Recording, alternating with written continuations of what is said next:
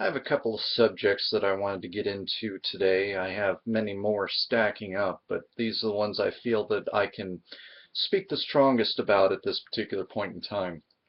The first one is rather innocuous for the most part, and I know some people are going to claim exceptionalism because I am not a Jew. I have not been or had relatives who were in the Holocaust, though I have known some Holocaust survivors personally, but I digress. Um, has to do with the statue, art, and some messages. And I want to also add, as I will also reiterate through the article, that this particular statue was okayed by a rather well-known rabbi. But of course, there are people who are going to still see this as they wish to see this. And this talks on a lot of topics. So let me read the article and then let's get into this. Praying Hitler rattles former Warsaw ghetto. Statue by Maurizio Catlin. I'm sure I got that wrong and I apologize. Not embraced by all.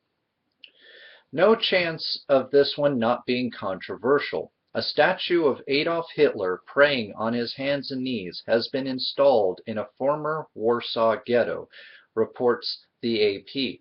Italian artist Maurizio Catlin's work can only be viewed from afar by peering through a hole in a wooden gate.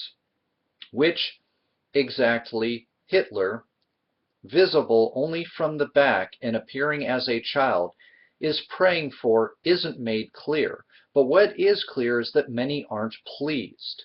The Simon Wiesenthal Center this week called the display of the statue in a place where the Nazis forced many Jews to live in cramped, inhuman conditions before being sent off to death camps, quote, a senseless provocation as far as the Jews were concerned. Hitler's only prayer was that they would be wiped off as far as the Jews were concerned, Hitler's only prayer was that they be wiped off the face of the earth. Of course, it wasn't just Jews he had a problem with, but I digress. But the director of the art center behind the installation counters that it is not intended as an insult, but to try to speak to the situation of hidden evil everywhere. And he has Poland's head rabbi on his side, Michael Szoderich, I'm sure I got that wrong again, I apologize, was consulted about the statue and says he didn't oppose it because he saw value in the moral question it raises. Evil can present itself in the guise of, quote, a sweet praying child, end quote, he says, and the statue can, quote, force us to face the evil of the world, end quote. I tend to agree with this.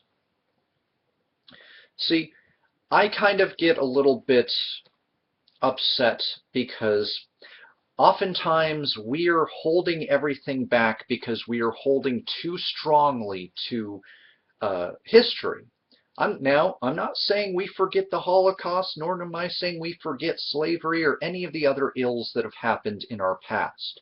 I do believe in the value of learning of these subjects, especially when I've seen the watered down and often inaccurate history that people in my country, the Tea Party, use. It sickens me, because then these people take it upon themselves to think of themselves as being on par with the brave men and women of our founding fathers and try to take on the mantle that they are the neo-founding fathers, and it's disgusting. I agree with you. But when we have things like, say, Steven Spielberg directed a game called Medal of Honor, what wasn't present in it, even though it is supposed to be a historically accurate account of certain battles, was no swastikas, because he felt, as many did, that this would become offensive to the Jewish people. How long does this iconography have to be considered off limits or illegal? It's not just that as an artist I feel that iconography is something that needs to be present, but It's like, it would be like if we had a World War II documentary showing the actual footage of World War II and we mosaicked out the swastikas for the same reason. Why?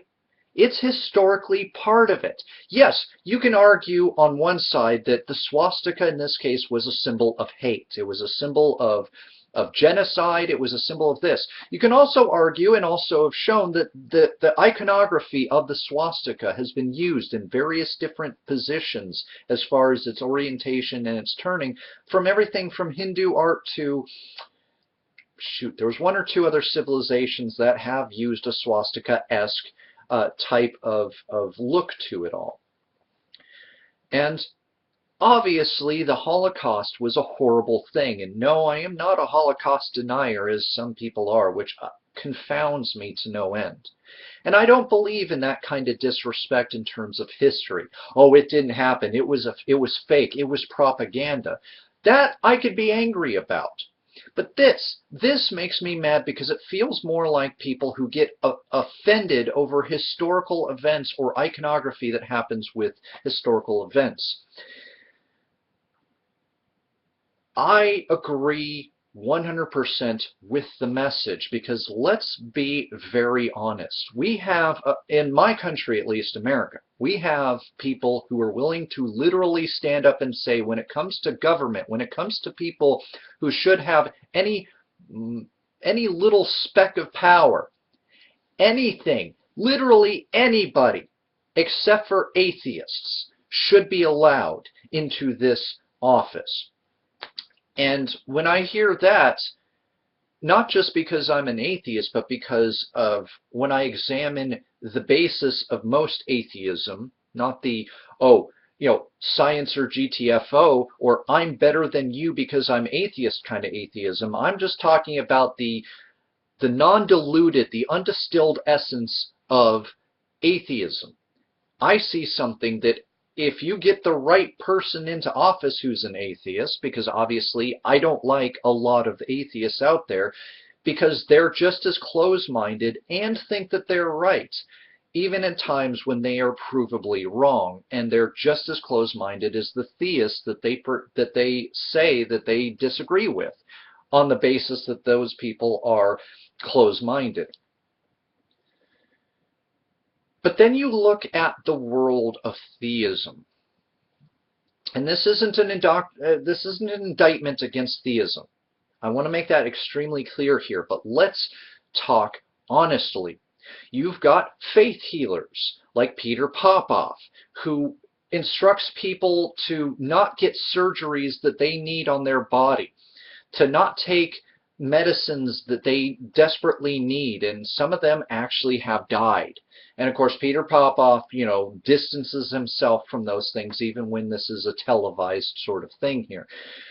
You've got people who believe wholeheartedly in God, but can take advantage of elderly folks, can take advantage of people who might be easily taken, not because they're doing the Lord's work, but because they want to make money. You have people who, on one hand, condemn things like homosexuality, but on the other hand, commit acts of homosexual child molestation. And again, these are people who believe very much in God, who are supposed to be morally superior to atheists or almost anybody else because they follow the word of the one true God. And yet these atrocities happen, not realizing that human nature is what binds every evil act that an atheist or a theist has done in the annals of history. It's not glamorous, it doesn't sell papers, it doesn't make for views to talk about the true nature of things like theism and anti-theism and realize that we are all people. Theism doesn't magically transform somebody into being something better than what they were or something that they are not. Same thing with atheism. Bad people exist in all walks of life. You have people who've done charitable events who stole from it. You have people who have fed the poor, and then after they've done a bit of the feeding of the poor, embezzled that money and things of that nature. You have people in research fields who have access to grind, who fudge data, and unfortunately set even science back at times with their false data, because then people have to go through and prove it right or prove it wrong, and so on and so forth. There are biased, there are racist people, there are people who believe in the literal interpretation of the Bible and still do terrible things to people. And I'm not just talking about the child molestation. So, I believe the message stands, and it is a good message to have out there. Just as some people say, just going to church doesn't make you a Christian, which is very true.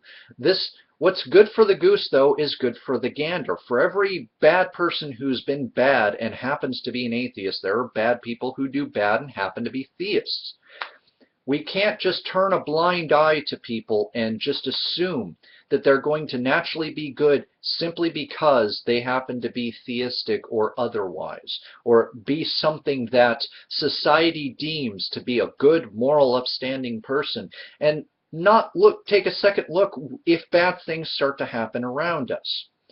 Then again, there is such a thing as taking that too far and turning things into an unnecessary witch hunt, of which I've already identified several modern-day witch hunts that hurt all of us, not just the people we are hoping they will hurt.